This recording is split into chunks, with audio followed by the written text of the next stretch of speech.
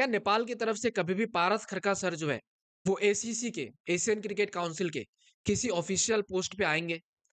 क्या कभी भी पारस खरका सर जो है नेपाल की तरफ से, वो एशियन क्रिकेट काउंसिल के एग्जीक्यूटिव मेंबर बनेंगे या फिर एग्जीक्यूटिव कमिटी के अंदर जो है उनको प्लेसमेंट मिलेगी? और ये मैं इसलिए कह रहा हूँ क्योंकि अगर आप देखो, तो भाई एशिया के अंदर हर एक क्रिकेट बोर्ड की तरफ से एक ना एक ऑफिशियल्स जो है, वो एशियन क्रिकेट काउंसिल में वो पोस्ट हासिल की है। लेकिन सिर्फ नेपाल ही ऐसा कंट्री है, जहाँ से आपको एक भी ऐसा मेंबर जो है, वो नहीं दिखा होगा। एंड कल ही यहाँ पे पाकिस्तान की तरफ से उनके जो मोहसिन नकवी साहब है, जो पीसीबी के चेयरमैन है, उनको अनाउंस किया गया एशियन क्रिकेट काउंसिल के प्रेसिडेंट की पोस्ट के लिए। पहले इंडिया की तरफ से जयशाह थे, भारत की तरफ से, एंड फिर अभी जो है पाकिस्तान की तरफ से जो है मोहसिन नकवी आपको दिख रहे हैं। एंड ये जो चीज़ें हैं वो हर 2 साल में रोटेट होती है, मतलब जितने भी एशिया के अंदर कंट्रीज़ हैं, उनकी तरफ से आपको जो है वो एक ना एक मेंबर बनते हुए दिखेगा। हर 2 साल बाद चेंज होता है, जहाँ से इंडिया की तरफ से, पाकिस्तान की तरफ से, अफ़गानिस्तान, बांग्लादेश, श्रीलंका की तरफ से जो है एक मेंबर आपको दिखते हैं प्रेसिडेंट के रूप में या फिर एग्ज़ीक्यूटिव कमिटी या फिर बोर्ड मेंबर के रूप में। लेकिन सिर्फ़ नेपाल ऐसा देश है जिसको इग्नोर किया जा रहा है। चाहे वो इंडिया की तरफ से हो, चाहे पाकिस्तान की तरफ से हो, चाहे यहाँ पे आईसीसी की तरफ से या फिर बांग्लादेश, अफ़गानिस्तान की तरफ से हो। एंड मैं ना एक बहुत ही हैरान करने वाला फैक्ट आपको बता रहा हूँ। भाई नेपाल से जो अभी मतलब नीचे क्रिकेट खेलती है, मतलब जिस लेवल की क्रिकेट नेपाल खेल रही है अभी, उनसे नीचे लेवल की क्रिकेट की मैं बात कर रहा हूँ। जैसे मालदीव क्रिकेट की तरफ से भी जो है, वहाँ से भी आपको एक पहले के टाइम पे एक बोर्ड मेंबर बनते हुए दिखे। ओमान क्रिकेट बोर्ड की तरफ से भी जो है एशियन क्रिकेट काउंसिल में उनके एक मेंबर को पोस्ट मिली थी। यूएई की तरफ से मिली थी।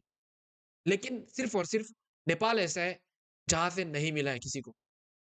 एंड आई होप आने वाले टाइम पे जो है पारस खरका सर को जो है ये पोस्ट मिले, क्योंकि अगर आप मेरे से पूछो, या तो पारस खरका सर है या फिर चतुर बहादुर चंद सर है, दोनों के पास वो कैपेबिलिटी है। क्योंकि एक तो मैं नॉलेज को लेके बात कर रहा हूँ कि नॉलेज दोनों के पास बहुत ज्यादा है क्रिकेट को लेके। एंड अगर आप देखोगे तो पारस खरका सर का इंडिविजुअल रोल नेपाल क्रिकेट को ग्रो करने में बहुत ज्यादा रहा है। हालांकि ये चीजें पहले से होनी चाहिए थी, लेकिन पहले किसी ने दायित्व लिया नहीं नेपाल के अंदर, नहीं तो बनते हुए देख सकते थे। लेकिन अभी इतने साल हो गए, मैं अगर आपको बताऊं तो एशियन क्रिकेट काउंसिल की फॉर्मेशन मेरे हिसाब से 1998 में की गई थी, जहां पे इंडिया पाकिस्तान ने मिलकर किया था।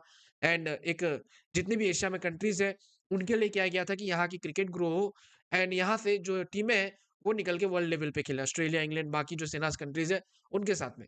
जहाँ पे फुल मेंबर नेशन की बात करूँ तो इंडिया है, पाकिस्तान है, अफ़गानिस्तान, बांग्लादेश है, श्रीलंका है, और एसोसिएट नेशंस में नेपाल वगैरह जो है, नेपाल, यूएई, ओमान, ये सब आती है। एंड कुछ-कुछ डेवलपमेंट टीम है जहाँ पे आप जापान वगैरह को देखोगे, ये सब टीम है। तो ओवरऑल बाकी सारी कंट्रीज़ से जो है उनको प्लेसमेंट मिली है। मतलब एशियन क्रिकेट काउंसिल के ऑफिशियल पोस्ट पे सिर्फ़ और सिर्फ़ नेपाल जो है, वहाँ से नहीं दी गई है।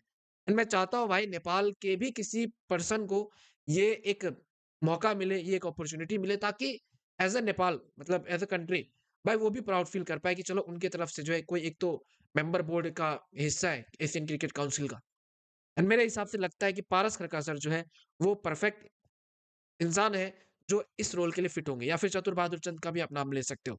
वहीं पे जैसा भी आईसीसी के चेयरमैन है, तो क्या पता आने वाले टाइम पे, वैसे तो जैसे आईसीसी के चेयरमैन भी रह चुके थे, एंड उनके टेन्योर में बहुत ज़्यादा अच्छी चीज़ें आपको देखने को मिली। जैसे 8 टीमों को लेके जो है यहाँ पे बढ़ोतरी मिली है। पहले 6 टीमें खेलती थी एशिया कप, अभी 8 टीमों को लेके जो है बना दिया गया स्लॉट। तो ऐसे करके जो है बाकी टीमों को अपॉर्च्युनिटी मिलेगी। अब नेपाल आने वाले टाइम पे एशिया कप के लिए क्वालीफाई करेगी, तो बार-बार खेलती हुई नज़र आएगी, जो कि नेपाल लाइमलाइट में रहेगी। हालाँकि इसका एक रीज़न और भी है नहीं मिलने का, नेपाल ज़्यादा लाइमलाइट में नहीं रहती थी। वो क्वालिफ़िकेशंस में दिक्कत आती थी, लेकिन अगर अभी देखो तो नेपाल वो एक एक अलग लेवल की कंट्री बन चुकी है क्रिकेट में। एक ग्रो कर रही है, ग्रोइंग फेज़ में है नेपाल, एंड आने वाले टाइम पे आपको जो है सारी चीज़ें देखने को मिलेंगी। लेकिन बुरा लगा कि यार मालदीव की तरफ से बने हैं लोग एग्ज़ीक्यूटिव बोर्ड मेंबर, यूएई की तरफ से, इवन ओमान की तरफ से, इवन एक और कोई था सिंगापुर या थाईलैंड की कंट्री की तरफ से, लेकिन सिर्फ़ और सिर्फ़ नेपाल की तरफ से कोई नहीं बना है। ये थोड़ा बहुत बुरा लगा कि यार नेपाल को इंडिया एंड पाकिस्तान जैसी कंट्री इग्नोर क्यों करती है? भाई साथ में लेके चलना चाहिए मेरे हिसाब से, ताकि एज़ अ यूनिट एशिया में जो है क्रिकेट ग्रो हो, एंड एज़ अ यूनिट हम लोग वर्ल्ड लेवल पे डोमिनेट करें। क्योंकि अगर आप देखो तो सेनास कंट्री में इंग्लैंड, स्कॉटलैंड जैसी टीम को सपोर्ट करती है, नीदरलैंड जैसी टीम को सपोर्ट करती है, एंड अगर आप देखो तो ऑस्ट्रेलिया जो है स्कॉटलैंड, नीदरलैंड जैसी टीम को सपोर्ट करती है। वेस्ट इंडीज़ जैसी टीम को सपोर्ट मिलती है। लेकिन एशिया में ही देखो इंडिया, पाकिस्तान जैसी बोर्ड नेपाल को उतना सपोर्ट नहीं करती है, जितना मिलना चाहिए, मेरे हिसाब से।